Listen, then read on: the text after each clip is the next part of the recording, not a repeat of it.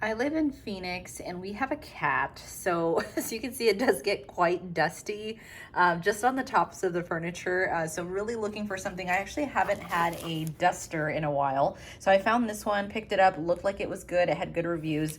So let's take it out of the box and take a look. So here is what comes with it, and I think this is my favorite part about it. Look how long this extends. It goes very far, because again, my next job will be to tackle the top of the fan, right? So I love that this extends long enough, and then you can collapse it as needed, and then you get the little duster part here as well. Very easy to attach the two pieces. You just have to pop this in and then just turn it so that it is nice and tight. So here she is in all her glory. She's nice and fluffy, which I like. And from what I was reading in the reviews, this one doesn't really shed as much as some that, you know, are used in the past. Look at the cat's even excited. So yeah, I was really excited about that, because again, the dusters that I've used previously, back when I was using them, they would shed a lot. So I really hated that. So I'm gonna go ahead and start cleaning this, and we will check back in. I'm just gonna give it, ooh, that's great. I just literally gave it a swipe, and that's fantastic. I love it.